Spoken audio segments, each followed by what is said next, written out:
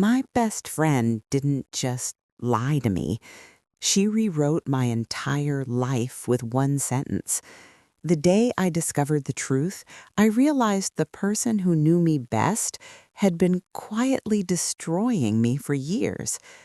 And the worst part, I thanked her for it. I used to believe that some friendships were untouchable, the kind forged before heartbreak, before mortgages, before grief. The kind that survives bad haircuts, bad boyfriends, and bad decisions. That's what I thought I had with Alina. We met when we were 8 years old, both of us wearing matching pink backpacks on the first day of school, both too shy to speak. She had freckles across her nose and a gap between her front teeth. I had braids my mother pulled too tight and a stutter I tried desperately to hide. Somehow we found each other in that noisy classroom and decided we belonged together. For 32 years, I believed that choice defined my life. Alina was there for everything. She held my hand when my father died of a stroke during my sophomore year of college. She slept on my apartment floor the night my first serious boyfriend cheated on me. She toasted at my wedding, her voice trembling as she said no one deserved happiness more than I did. She knew the password to my phone, the fears I never told my husband, the insecurities I hid behind my career success. If trust were currency, she was my entire savings account. That's why when the cracks began, I ignored them. Looking back, I can see the small moments, the subtle comments, the way she would tilt her head when I talked about something good happening in my life, like a promotion or a weekend getaway. "Must be nice," she would say, smiling in a way that didn't quite reach her eyes. I told myself I was imagining things. Everyone has off days. Everyone gets jealous sometimes. We were human. We were allowed to be imperfect. The lie didn't explode into my life all at once. It seeped in quietly, like water under a door. It started with my husband, Daniel. Daniel and I had been married for 7 years. We weren't perfect, but we were steady. We built routines: Sunday coffee at the corner cafe, Friday night movies at home, long walks where we talked about children we hadn't decided whether to have. Alina was always around. Sometimes I joked that she was our third roommate. She and Daniel got along effortlessly. They shared sarcastic humor, debated politics, laughed at inside jokes I didn't always understand. I found it comforting. The two people I loved most in the world liking each other felt like a blessing. One evening, about a year ago, Alina came over unexpectedly. Her mascara was smudged, and she looked like she hadn't slept. I remember the way she gripped her purse strap, as if it were the only thing keeping her upright. Daniel was working late. It was just us in the living room. "I need to tell you something," she said. The tone in her voice made my stomach tighten. She told me she had seen Daniel at a restaurant the night before, not alone, with a woman, not a colleague, not a cousin, a woman she described as intimate. She said they were holding hands across the table. She said she didn't want to believe it, but she couldn't ignore it. She told me she had wrestled all night with whether to tell me. "I couldn't keep this from you," she said, tears pooling in her eyes. "You're my sister." I remembered the exact feeling in my chest. It was like the floor dropped away, but I was still standing. I felt suspended, weightless, disoriented. Daniel cheating? It didn't fit the man I knew, but neither did Alina lying. Between my husband and my best friend, I chose the one who knew me since childhood. I confronted Daniel that night. He looked stunned, hurt, confused. He said he had been at that restaurant, yes, but with a client from out of town, a married woman twice his age. They had met to finalize a contract. He showed me emails, calendar invites. He offered to call her on speaker. I didn't want to hear it. All I could see was Alina's tear-streaked face. All I could hear was her voice saying, "I couldn't keep this from you." Trust fractures quietly. You don't hear the crack. You just feel the shift. Over the next few weeks, I became someone I didn't recognize. I checked Daniel's phone when he showered. I analyzed his tone when he came home late. I questioned every business trip. He grew distant, defensive, wounded by accusations he insisted weren't true. And every time I doubted myself, Alina was there, steady and certain. "You're not crazy," she would whisper. "Women always know." Those words became my anchor. 3 months later, Daniel moved out. He said he couldn't live under constant suspicion. He said love required trust, and I no longer offered it. I remember him watching pack a suitcase, folding his shirts with mechanical precision. I expected him to beg, to fight harder.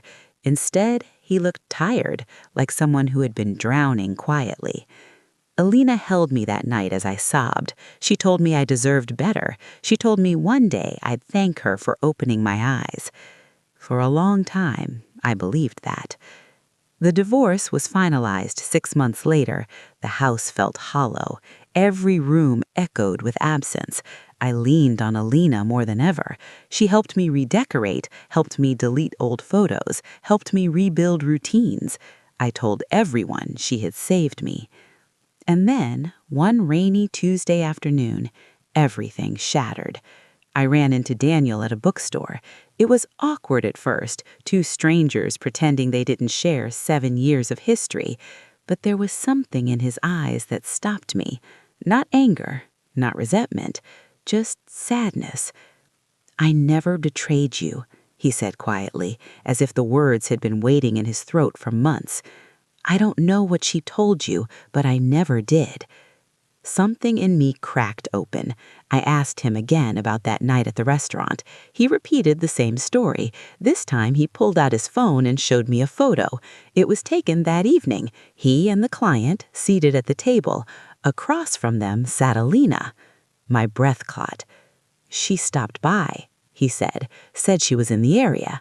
"I thought you knew." I stared at the image, the timestamp, the three of them together. There was no hand-holding, no intimacy, just dinner. And suddenly, every memory rearranged itself. The tearful confession, the certainty in her voice, the way she had encouraged my doubt. I felt physically ill. I left the bookstore in a daze, rain soaking through my coat. I called Alina immediately.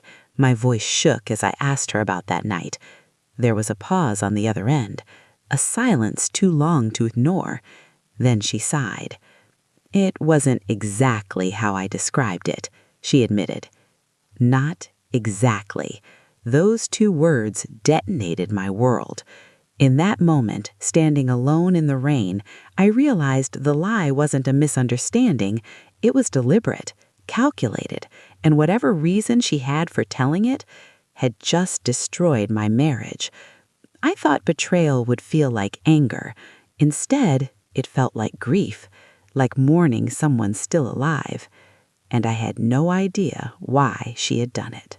I stood under the awning of that bookstore long after the rain had soaked through my shoes, my phone still pressed to my ear, listening to the silence on the other end of the line. Alina's breathing was steady. Mine wasn't. When she finally spoke, her voice sounded smaller than I had ever heard it. "I didn't lie," she said. "I just saw what I saw." But I had seen the photo. I had seen her sitting at that table, smiling faintly, a third presence in a meeting she later described as intimate betrayal. There had been no clasped hands, no secret glances, just dinner. Professional. Ordinary. "Why didn't you tell me you were there?" I asked. Another pause. "I didn't think it mattered." It mattered. It mattered so much that my entire life had unraveled because of what she chose not to say. I went home in a fog. The house felt unfamiliar, like I was walking through someone else's memories.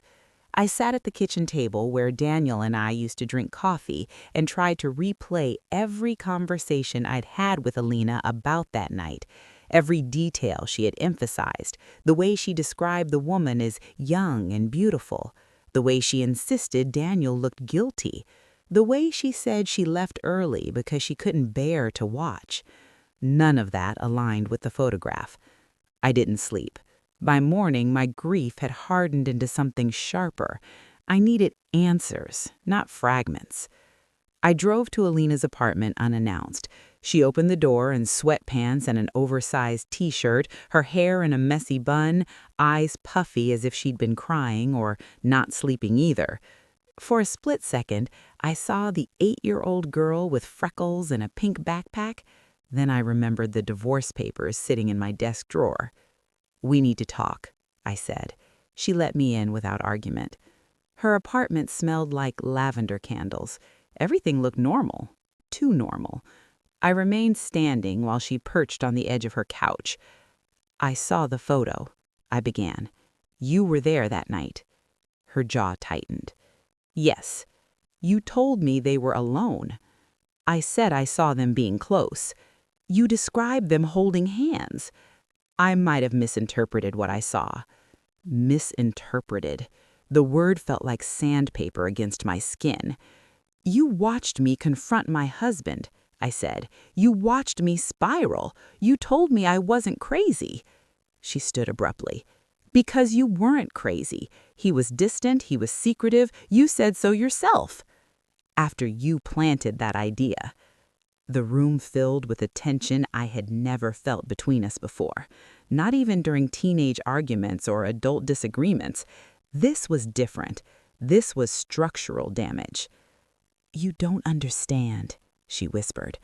"Then explain it to me." Her eyes welled with tears, but I didn't feel the instinct to comfort her. Not this time. "I was protecting you." "From what?" "From settling." The word stunned me. She began pacing. "You were always brighter than me, smarter, more driven. You had this career, this house, this husband who looked at you like he was your entire world. And I kept thinking, what if you're just accepting less than you deserve? What if he's going to hurt you one day and you don't see it coming? So you decided to hurt me first? That's not what I did." "Then what did you do, Alina?" Her composure cracked. "I thought if there was even a chance he was betraying you, you needed to know. I thought I was saving you from humiliation." "But there wasn't a chance," I said quietly. "You were there. You saw it was a business dinner." She didn't answer immediately. And in that silence, I felt the truth emerging, not from what she said, but from what she couldn't. "Did you want me to leave him?" Her lips parted, then closed. "Did you?" The smallest nod, almost imperceptible, but enough.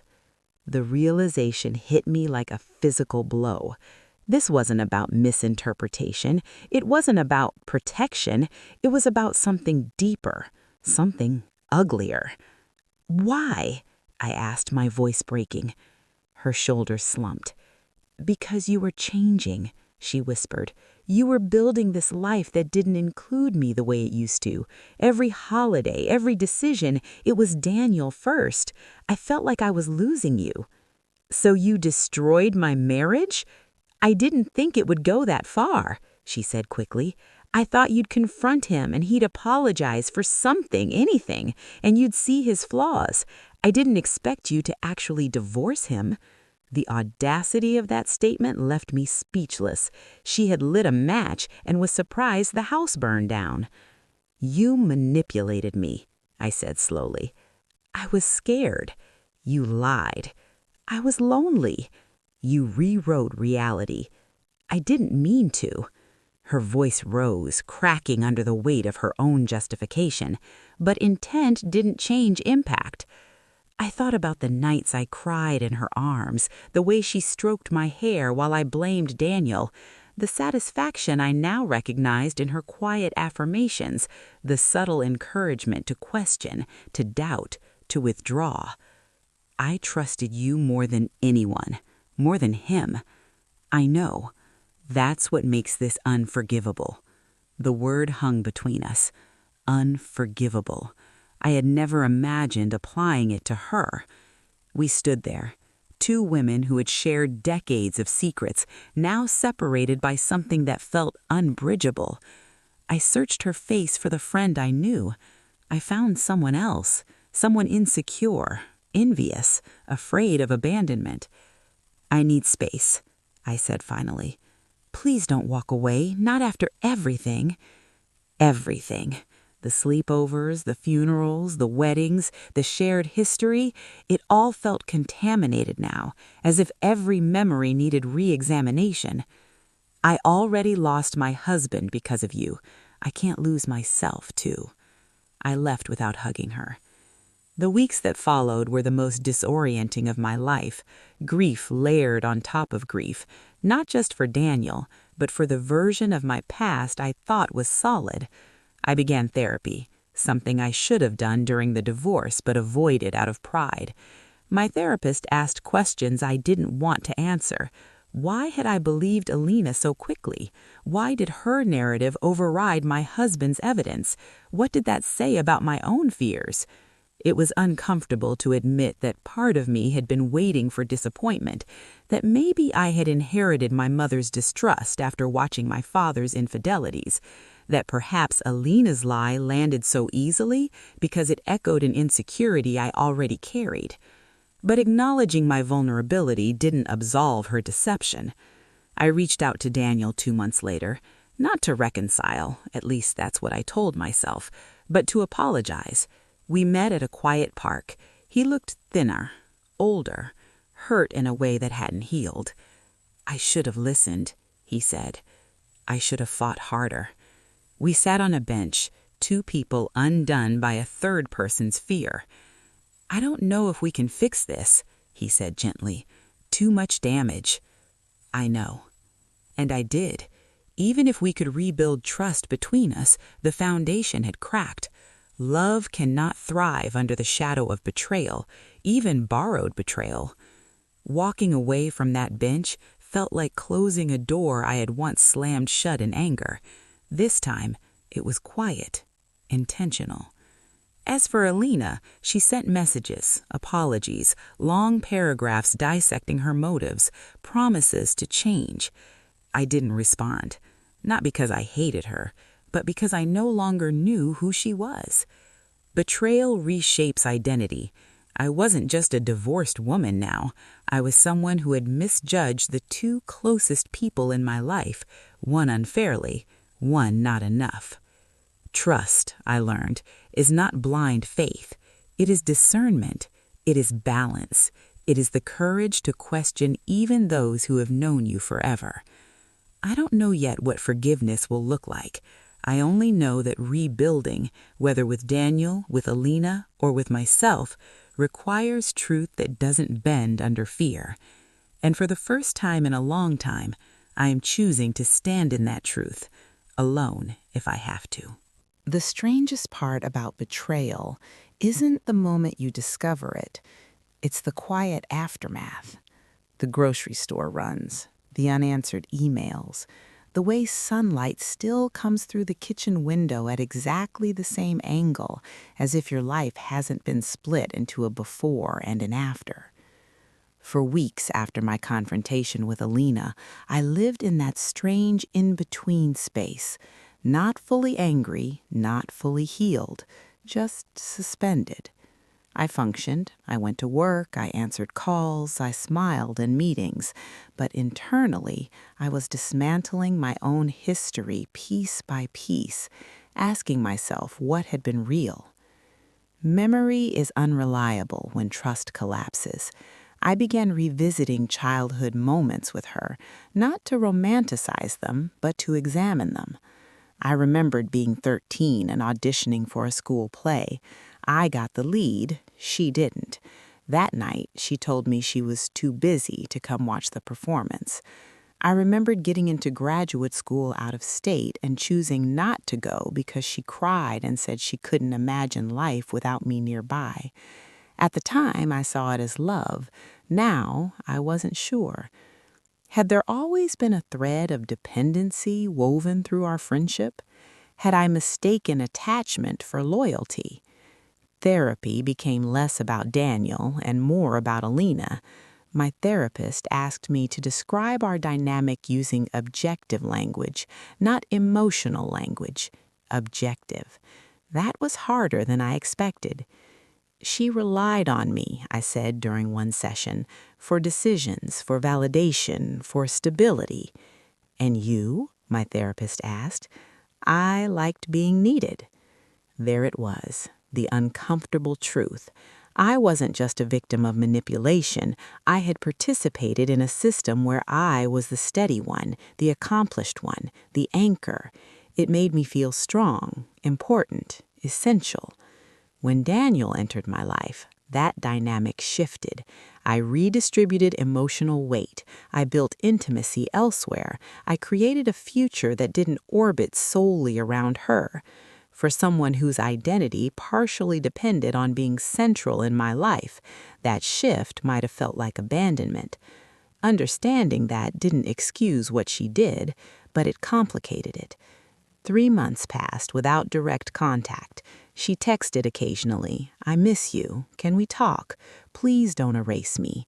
I read the messages but didn't respond.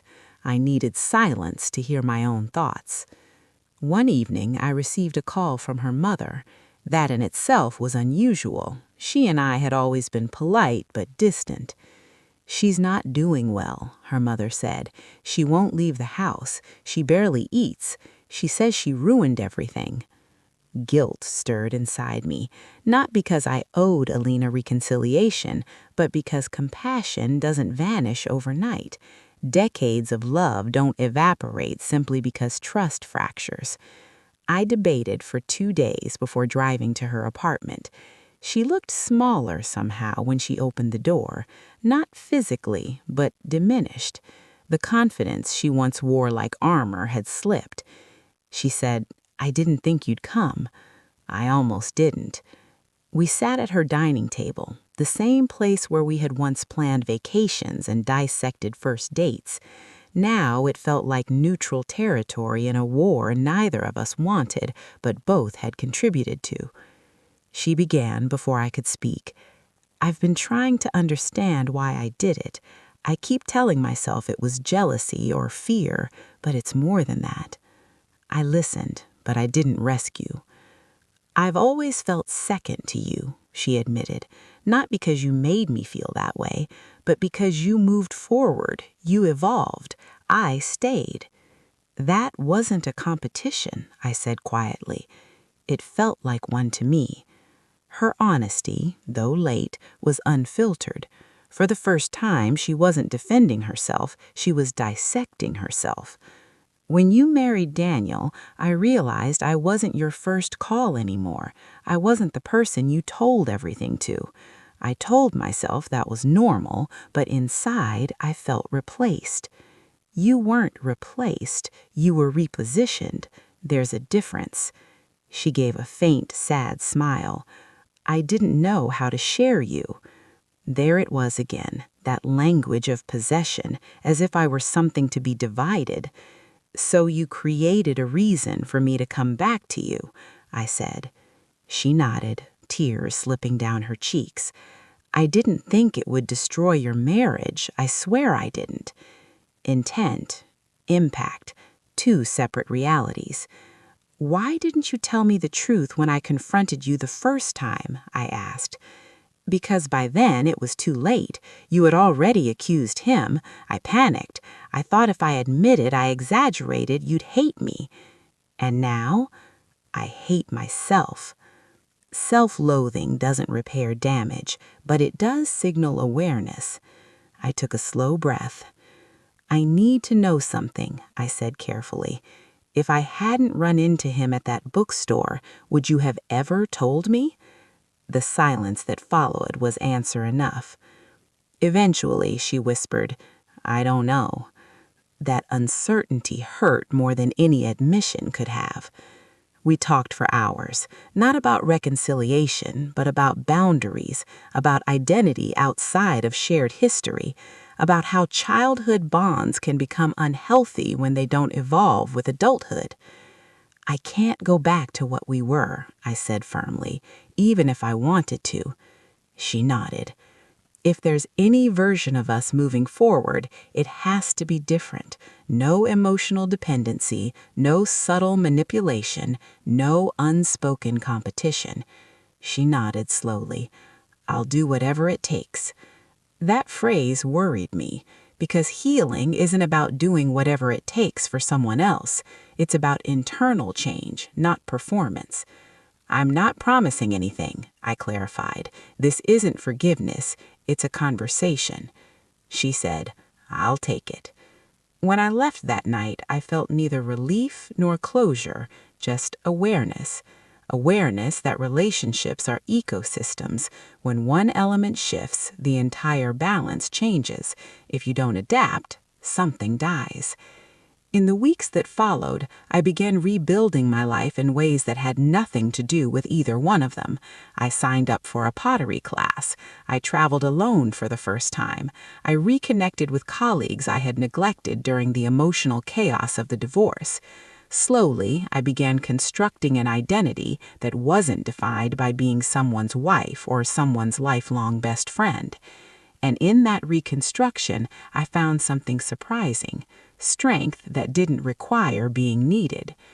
Daniel and I exchanged occasional emails, cordial, respectful.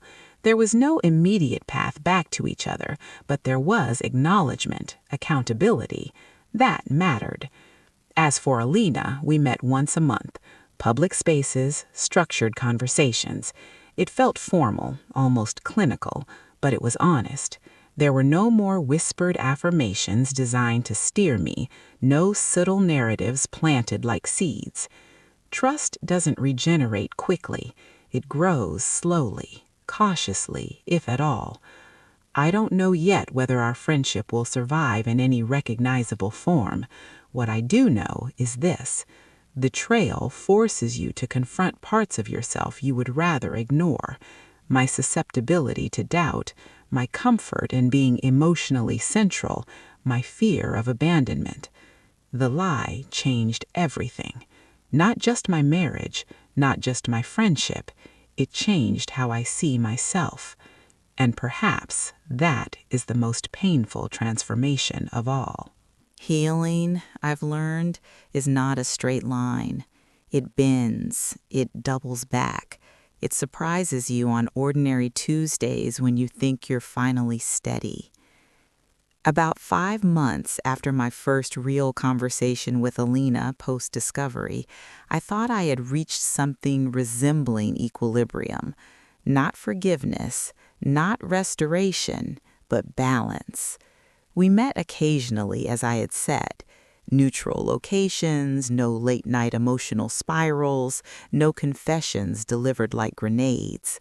Our conversations stayed on the surface at first: work updates, her new fitness routine, my pottery class. It was cautious, almost polite, a shadow of what we used to be. But underneath that civility was something unresolved. I could feel it.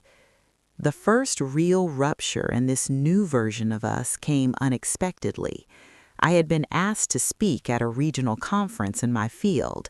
It was a significant professional milestone, one I had worked toward for years.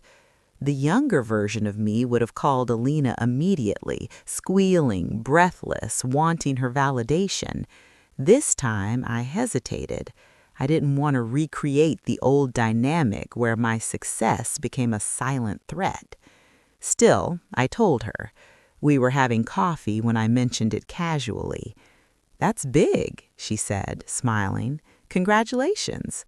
Her tone was even, measured, but something in her posture shifted, a tightening around the shoulders, a brief flicker in her eyes.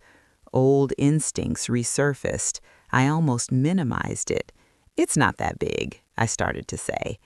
And then I stopped myself. No more shrinking to maintain balance. "I matter to me," I said instead. "I worked hard for it." She nodded. "You always work hard." There was admiration in her voice, but also distance. That night, I lay awake thinking about how much of our friendship had been built on shared stagnation when we were both students, both single, both uncertain. Growth introduces asymmetry. One person changes first, the other feels left behind, and if there isn't mutual evolution, resentment fills the gap. A week before the conference, Daniel emailed me.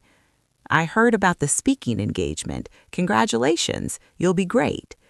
I stared at the screen longer than necessary. The fact that he knew meant we still moved in overlapping circles, mutual friends, shared professional networks. It didn't sting the way it once would have. Instead, it felt gentle. Thank you, I replied. That means a lot.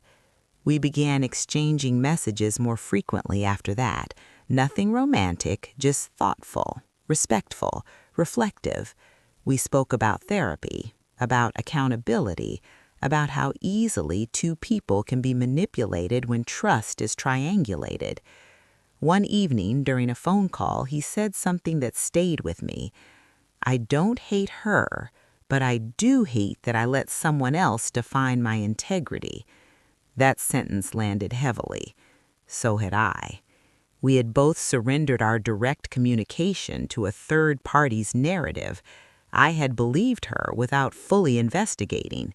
He had withdrawn instead of fighting louder for clarity. In that space of misalignment, she inserted her fear.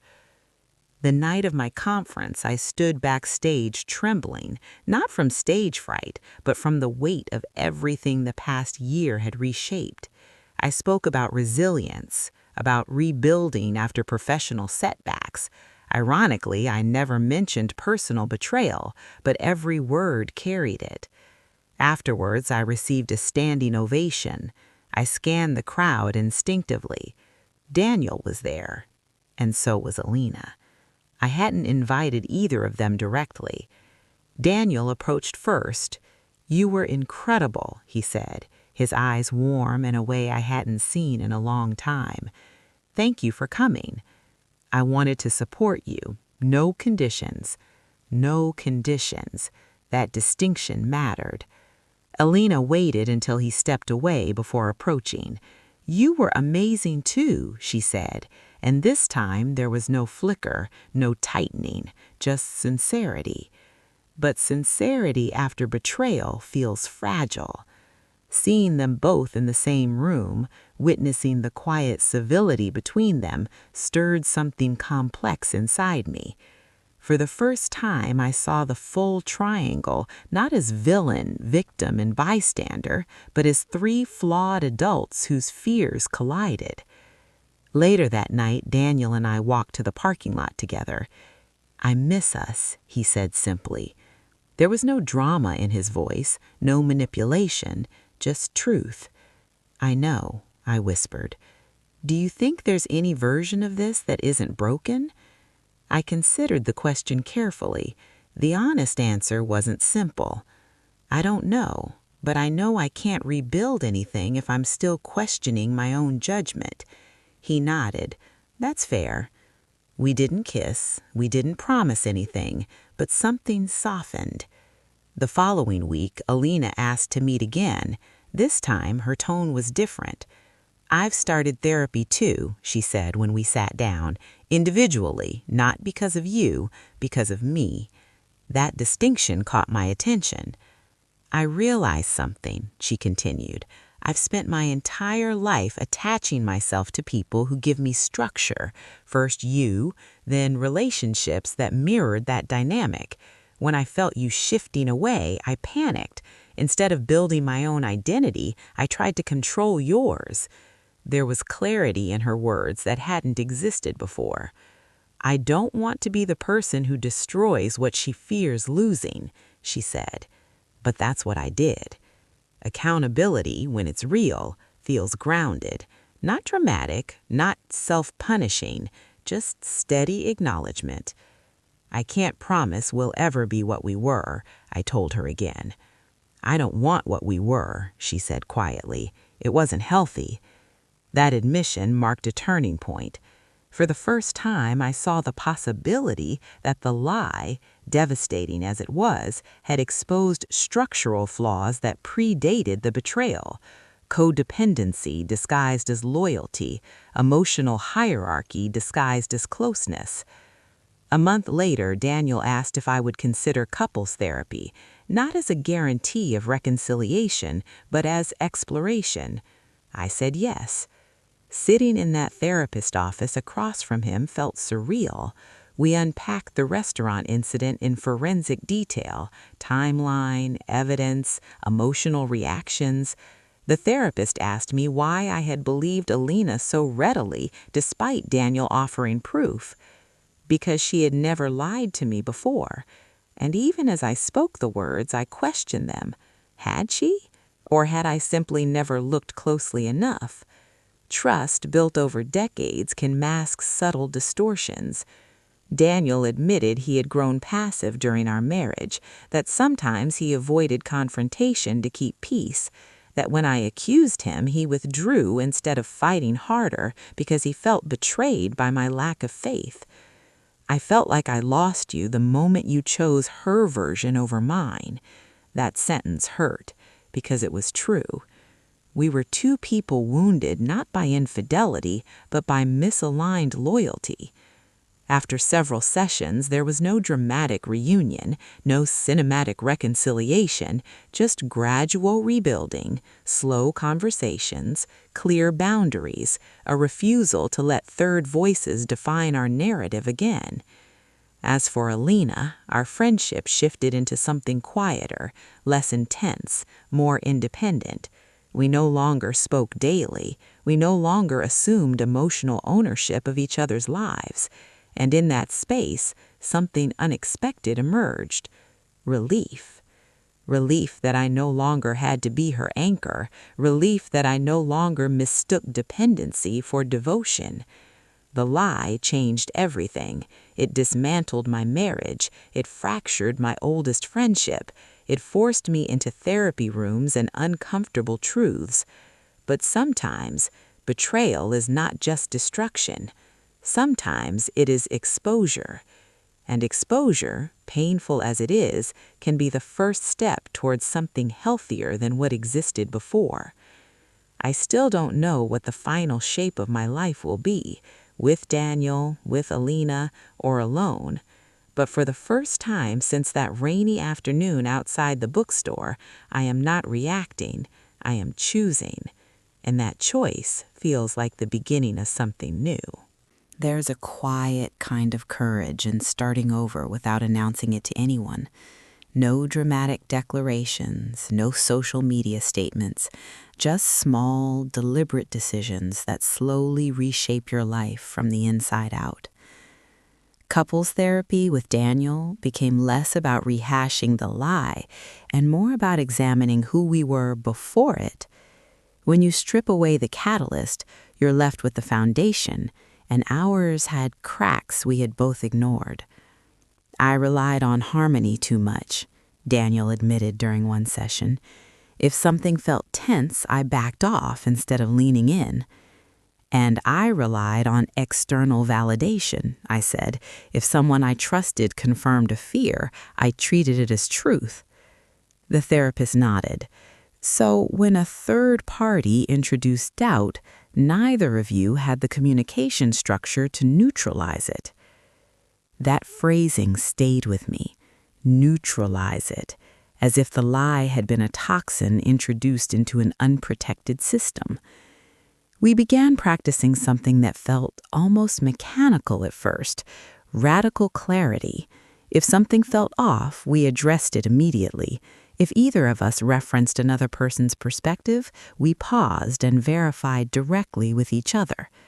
It felt formal, almost clinical, but slowly it rebuilt muscle memory around trust.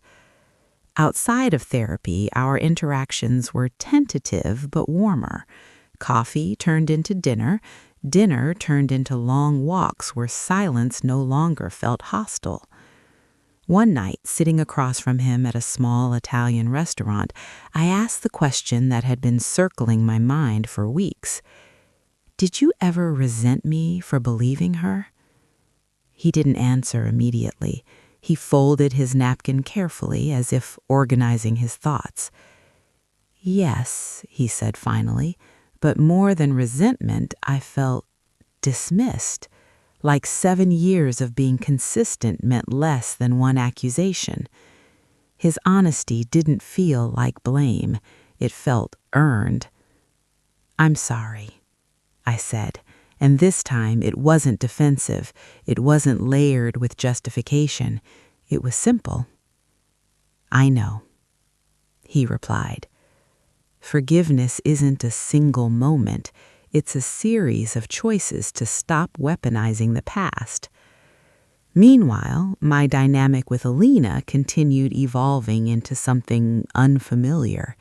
We no longer occupied each other's daily routines. Weeks passed without contact. When we did meet, it felt like two adults rebuilding a professional partnership rather than childhood soulmates. One afternoon, she surprised me. "I started volunteering," she said, "mentoring teenage girls." "That's wonderful," I replied, genuinely. I realized I needed to pour energy somewhere that isn't possessive, somewhere I can support without controlling. The awareness in that sentence was significant. It suggested she was beginning to recognize patterns beyond our friendship. "I'm proud of you," I said carefully, not because I was resuming the old role of encourager, but because growth deserves acknowledgement. She looked relieved. "I don't expect things to go back. I just want to be better." For the first time since everything unraveled, I believed her. But belief no longer came easily. It arrived slowly, cautiously, like testing ice before stepping onto it. The most unexpected shift came from within me. As the emotional chaos settled, I confronted a question I had avoided. Who was I outside of being someone's anchor? For years, I had been the reliable one, the composed one, the woman others leaned on. When Alina panicked, I steadied her. When Daniel withdrew, I initiated. My identity was built around resilience. But resilience can mask avoidance.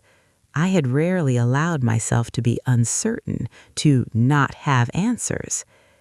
In therapy, my individual sessions began exploring that. What do you want if you remove everyone else's needs from the equation? The question unsettled me. I thought about my career, my marriage, my friendship. So many of my decisions had been influenced by maintaining equilibrium for others. "I want peace," I said at first. "That's abstract," she replied gently. "What does peace look like?" After a long silence, I answered, "It looks like not shrinking to make others comfortable and not doubting myself when someone challenges my reality." There it was. The lie had exposed more than betrayal. It had revealed how easily I outsourced my intuition to people I loved. A month later, Daniel invited me to his apartment for dinner. It was the first time I had been in his space since he moved out. The walls were bare, furniture minimal. It felt temporary.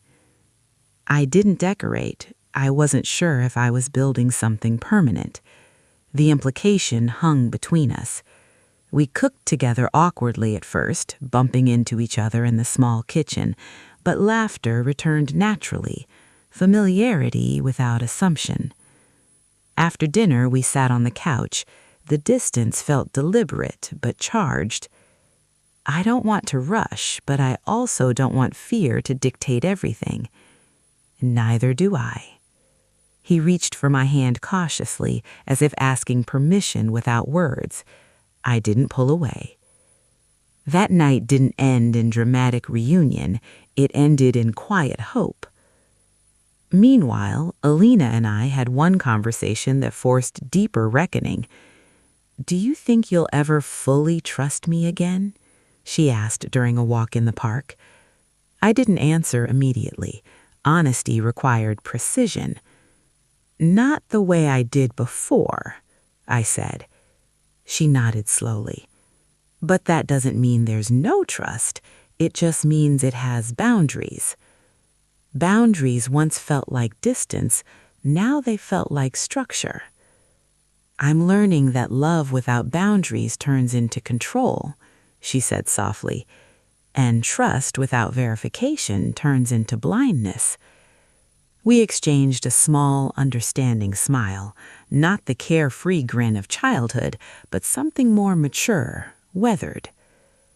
As the year mark of the lie approached, I realized something profound. I no longer replayed the restaurant scene in my mind. It had stopped haunting me. The event remained painful, but it no longer defined my daily thoughts. That was progress. Daniel and I decided to try again, not by moving back in immediately, not by announcing reconciliation, but by dating intentionally. Weekly check-ins, continued therapy, clear communication. When I told Alina, she closed her eyes briefly before responding. "I hope this time it's built only between you two," she said. "It will be."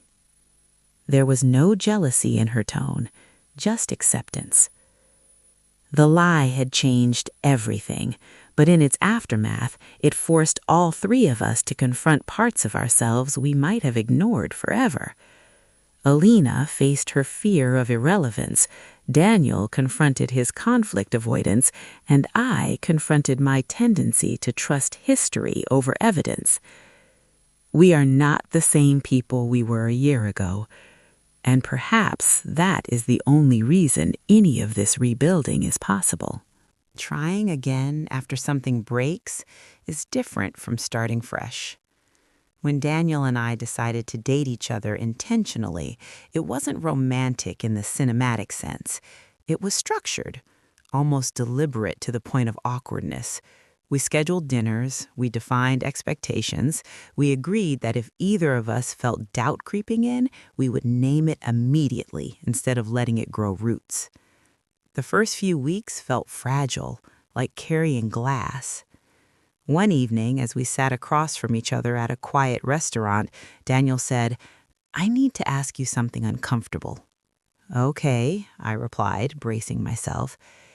"If she hadn't admitted it, if you had never seen that photo, would you still believe I cheated?"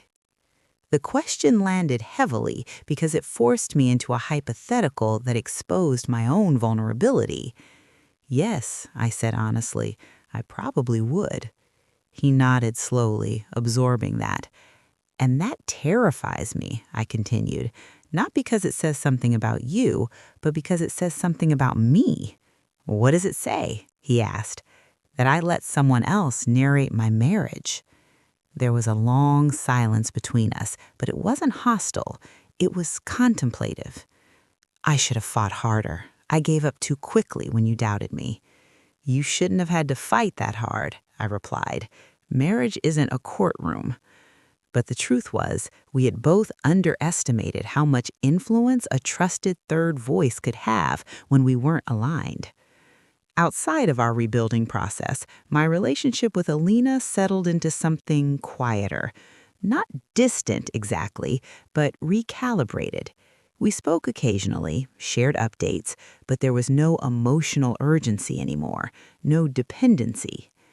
One afternoon, she invited me to one of the mentoring sessions she had been volunteering at. I hesitated, but curiosity won. The room was filled with teenage girls sitting in a circle discussing self-worth and boundaries. Alina facilitated gently, asking questions instead of giving directives. I watched her from the back of the room, noticing the difference in her posture. She wasn't the center. She wasn't steering outcomes. She was guiding. Afterwards, she approached me carefully. "I'm not trying to prove anything," she said, "but I needed you to see that I'm working on this." "I can see that," I replied, and I could. Growth doesn't erase harm, but it reshapes possibility. That night, alone in my apartment, I reflected on how complex forgiveness truly is. It isn't absolution. It isn't pretending something didn't happen. It's choosing not to let the harm define every interaction moving forward. With Daniel, forgiveness meant not revisiting the accusation as a weapon. With Alina, it meant not framing every misstep as confirmation of betrayal. But forgiveness also required self-forgiveness. There were days I still felt ashamed for how quickly I had dismantled my marriage based on one account. Shame is quiet but corrosive. It whispers that you were foolish, naive, weak. In therapy, I voiced that fear. You aren't foolish, my therapist said. You were operating within a loyalty hierarchy you had built over decades. I chose the wrong loyalty, I replied. You chose the one that had never been tested before, she corrected. That distinction mattered. Years of consistent friendship had created a bias. I had equated longevity with infallibility. I had never considered that history could coexist with insecurity. As months passed, Daniel and I slowly integrated back into each other's daily lives. He began staying over occasionally, not permanently, not yet, but the rhythm felt natural. One night, as we lay in bed, he said something that surprised me. I don't think I would have understood you as deeply if this hadn't happened. I turned toward him. That's a strange thing to say. He meant it. I mean, we avoided hard conversations before. Now we don't. Adversity had forced emotional literacy, not because we wanted it, but because we needed it. Meanwhile, Alina and I had one final conversation that felt like a closing chapter rather than a continuation. We met at the same park bench where Daniel and I once talked after the bookstore incident. The symmetry was not lost on me. I've been offered a job in another city, she said. My first reaction was surprise. The second was understanding. Is that what you want? I asked. Yes, she replied. It's time I build something that isn't tied to who I've always been. There was no drama in her voice, no plea for me to follow, just clarity. I think that's good, I said sincerely.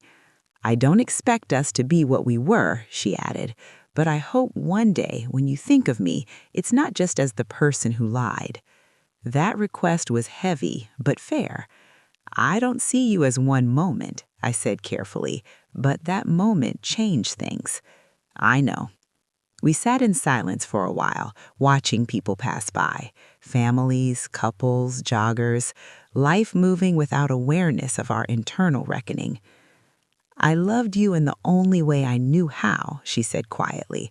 It just wasn't healthy.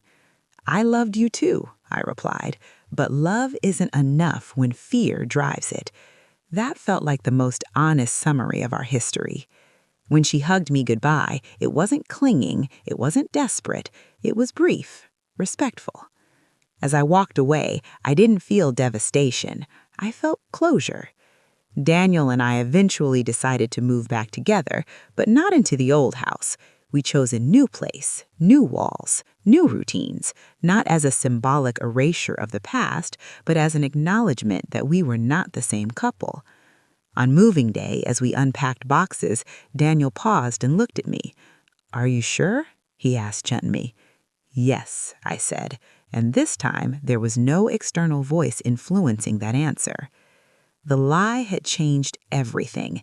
It dismantled structures I thought were permanent. It exposed insecurities in people I trusted most, including myself. But in its wake, it forced growth none of us would have pursued voluntarily. Trust, I've learned, isn't about blind faith in history. It's about present alignment, continuous verification, mutual accountability. And identity? It isn't defined by who you lose or who you rebuild with. It's defined by whether you learn. I am no longer the woman who automatically defers to the loudest loyalty. I am no longer the friend who confuses dependence with devotion. I am no longer the wife who avoids hard questions for the sake of harmony. I am someone who has seen what a single lie can unravel. And I am someone who chose to rebuild anyway. A year after the lie unraveled my life, I thought the hardest part was behind me. Daniel and I had rebuilt something steady, intentional. Alina had moved to another city, and our contact had softened into occasional messages, birthdays, major updates, polite check-ins. The emotional intensity that once defined us had quieted into distance. I believed the reckoning was complete. I was wrong. The final test didn't come as drama, it came as truth layered on top of truth. It started with a phone call from Alina late one evening. We hadn't spoken in weeks. Her name lighting up my screen didn't trigger panic anymore, but it did signal something unusual. "I need to tell you something," she said, her voice controlled but strained. The phrase alone sent a ripple through me. Once before, those words had detonated my life. "I'm listening," I said carefully. "There's something I never told you," she continued, "about that night at the restaurant." My chest tightened. I thought we had excavated every detail. "What about it?" "I didn't just exaggerate what I saw," she said. "I went there because I suspected him." The words hung in the air. "Suspected him of what?" I asked. "Of pulling away from you, of creating distance. I had convinced myself he was preparing to leave, so I followed him." "You followed him?" I repeated, disbelief rising. "Yes." The confession deepened the fracture in a way I hadn't anticipated. It wasn't just that she misrepresented what she witnessed, it was that she orchestrated the opportunity to witness it. "I didn't randomly run into him. I checked his social media. I noticed he'd tagged that restaurant days earlier for a work meeting. I assumed he'd go back. I wanted to see for myself." The premeditation stunned me. "You were looking for evidence," I said slowly. "Yes. And when you didn't find it, you created it." Her silence confirmed what words didn't. For months, I had processed the lie as a panic-driven exaggeration, an impulsive distortion fueled by jealousy. But this revelation introduced planning, surveillance, narrative construction. "Why are you telling me this now?" I asked. "Because therapy forced me to confront the full truth, and because if I don't tell you, then I'm still controlling the narrative." The irony wasn't lost on me. I sat down slowly, the weight of it pressing against my ribs. The lie had not been a momentary lapse. It had been seeded before that dinner even occurred. "You didn't just fear losing me. You feared being replaced." "Yes.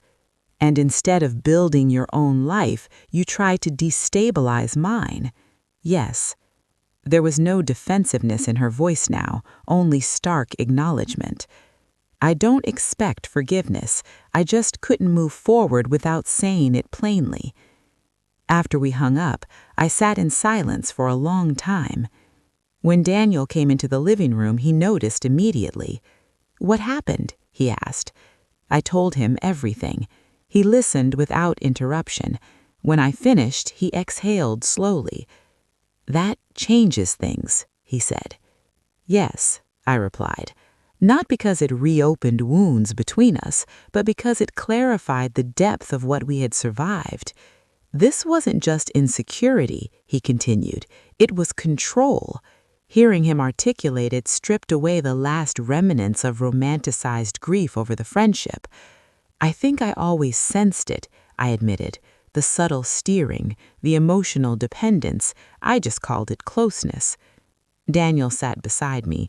"You don't owe her access to your life." That statement landed differently now than it would have months ago. It didn't feel like an ultimatum. It felt like permission. Over the next week, I reflected deeply on what this new truth required of me. Forgiveness does not require proximity. Compassion does not require access. I called Alina back 5 days later. "I appreciate your honesty, but I need to be clear." "I understand," she replied quietly. "What you did wasn't just a lie. It was an intentional attempt to influence my life trajectory. That's not something I can integrate into a close relationship." There was no argument on her end, no plea. "I know," she said. "I'm not asking for closeness. I'm accepting consequence." The maturity in her response confirmed growth, but growth doesn't erase impact. "I hope you continue healing, but I need distance, not as punishment, as protection." "I respect that," she replied. When the call ended, I felt something unexpected. Not anger, not devastation, relief. The final piece of truth had allowed me to make a decision without ambiguity. In the days that followed, Daniel and I talked extensively, not about her, but about us, about how easily external influence had once destabilized our foundation. "I don't ever want to be vulnerable to that again," he said. "Neither do I." We revisited our communication agreements. We strengthened them, not out of paranoia, but out of awareness. Trust is not static, it is maintained. Months passed. Life settled into something steady and earned. Daniel and I celebrated small milestones quietly. 6 months of consistent therapy, 1 year since beginning again. Not anniversaries of trauma, but markers of resilience. Occasionally, I would think about Alina, not with longing, not with bitterness, just with recognition. She had been a defining part of my life. She had also been the catalyst for its most painful rupture. The lie changed everything. It exposed insecurity disguised as devotion. It dismantled a marriage only to force its reconstruction on stronger terms. It redefined friendship from emotional fusion to healthy boundary. Most importantly, it forced me to confront my own responsibility in how I navigated trust. If there is a lesson in all of this, it is not simply choose your friends wisely, it is deeper. Examine the dynamics you call love. Question narratives even from those who have known you forever. Build communication structures that do not depend on a third party's interpretation. And never surrender your discernment for the sake of loyalty. Today, when I look at Daniel across our kitchen table, I do not see a man I almost lost. I see a man who chose to rebuild with me after being doubted. When I think of Alina, I do not see only betrayal. I see a mirror that revealed patterns I needed to outgrow. The lie changed my relationships. It changed me. And perhaps that is why I no longer fear its memory. The story feels complete, but there is one final chapter that brings full emotional closure and the ultimate moral reckoning. There is something sacred about reaching the end of a story and realizing you are no longer angry. Not because what happened stopped mattering, not because the damage was insignificant, but because the emotional charge that once controlled you has dissolved into understanding. 2 years have passed since the night Alina told me Daniel had betrayed me. 2 years since I stood in my kitchen feeling the floor disappear beneath my feet. 2 years since I let someone else's fear rewrite my marriage. If you had told me then that I would one day feel gratitude for the clarity that followed, I would have thought you were cruel. But healing has a way of reshaping perspective. Daniel and I now live in a home that carries no echoes of accusation. We rebuilt slowly, deliberately, brick by brick. There were no grand gestures, no dramatic vows, just consistency, honesty, accountability. We still attend therapy occasionally, not because we are broken, but because maintenance is wiser than repair. We learned how to disagree without recruiting outside voices. We learned how to sit in discomfort without running from it. We learned that trust is not proven once, it is practiced daily. Sometimes, on quiet evenings, I think about how close we came to losing each other permanently. A single narrative presented with conviction nearly erased years of shared history. That realization keeps us vigilant, not paranoid, but aware. And as for Alina, we no longer speak. There was no explosive final fight, no dramatic goodbye, just distance that became permanent. About 6 months after her final confession, the one where she admitted following Daniel intentionally, I received a handwritten letter in the mail. Her handwriting was unmistakable, looping and slightly slanted. She didn't ask for forgiveness. She didn't ask to reconnect. She wrote about growth, about therapy, about recognizing patterns of attachment and control that stretched back to her childhood, about how she had mistaken proximity for security. One line in particular stayed with me. I confused loving you with needing you. I read that sentence several times. Needing someone is heavy. It demands, it clings, it fears replacement. Loving someone is different. It allows expansion. It survives independence. We had built a friendship on need, not love, and when that need felt threatened, she chose control over trust. I folded the letter carefully and placed it in a drawer, not as a relic of pain, but as a reminder of discernment. I don't hate her. Hate would tether me to the past. Instead, I see her as a chapter, a formative one, but not the whole book. The most profound transformation, though, happened within me.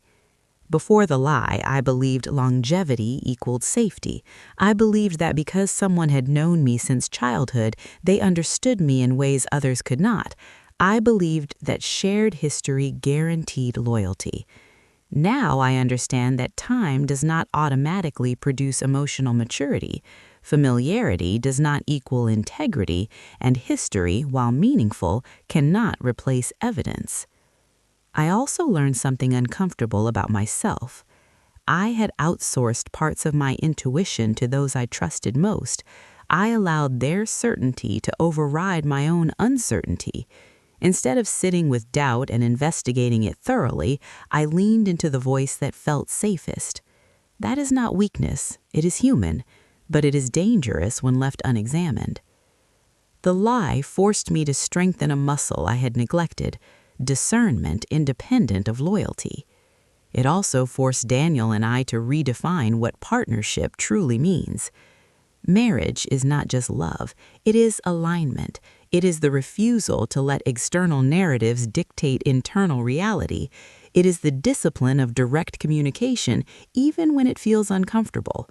We now operate with a simple rule. If something concerns one of us, it belongs between us first. No triangulation, no assumptions, no borrowed certainty. That rule alone has changed everything. And perhaps the most surprising outcome of this entire experience is the peace I now feel about endings. For years, I believed that losing a lifelong friend would shatter me irreparably, that the grief would be too heavy, that my identity was partially anchored in that shared past. But identity is not anchored in other people. It is anchored in values. My values now are clearer than they have ever been. Truth over comfort, boundaries over blind loyalty, growth over nostalgia. Sometimes I wonder what would have happened if I had never run into Daniel at that bookstore, if I had never seen the photograph proving she was there. Would I still believe the lie? Would I still be divorced? Would I have rebuilt my life differently? Those questions used to haunt me. Now they don't. Because the real transformation wasn't just discovering the truth, it was what I did after discovering it. I confronted, I reflected, I took responsibility for my part, I rebuilt with intention, and I let go when necessary. That sequence matters more than the original betrayal. One evening recently, Daniel and I sat on our back porch watching the sunset. The sky was painted in soft oranges and fading blues, quiet, ordinary, peaceful. "Do you ever think about her?" he asked gently. "Yes," I said honestly. "Me too," he admitted. There was no bitterness in his tone, just reflection. "I don't regret rebuilding with you," he added. "Neither do I." We sat in silence for a moment. "Do you regret forgiving her?" he asked. I considered that carefully. "No," I said, because forgiveness wasn't about restoring the friendship, it was about releasing resentment. Forgiveness doesn't always mean reconciliation. Sometimes it simply means you refuse to let someone else's mistake define your future. The lie changed everything. It dismantled my assumptions about trust. It exposed the difference between love and dependency. It forced my marriage to either collapse completely or evolve. It stripped away naivety and replaced it with awareness. And most importantly, it taught me that betrayal is not the end of identity. It is often the beginning of clarity. If you are listening to this and you've experienced something similar, a friend who distorted your reality, a partner who doubted you, a moment where trust fractured beyond recognition, I want you to remember this. You are allowed to reassess loyalty. You are allowed to demand truth. You are allowed to rebuild, whether that means repairing a relationship or walking away from one. And you are allowed to outgrow dynamics that once felt permanent. I no longer define my story by the lie she told. I define it by the strength it required to confront it, by the humility it required to admit my own blind spots, by the courage it required to rebuild, and by the wisdom it gave me in the end. Some betrayals destroy lives. Others expose the cracks that were already there and give you the opportunity to build something stronger. Mine did both. And today, when I look at my life, I don't see devastation. I see discernment. I see boundaries. I see a marriage rebuilt not on blind faith, but on earned trust. And I see a woman who finally understands that love without truth is fragile, but love reinforced by truth is unshakable. That is what the lie changed, and that is what it ultimately gave me.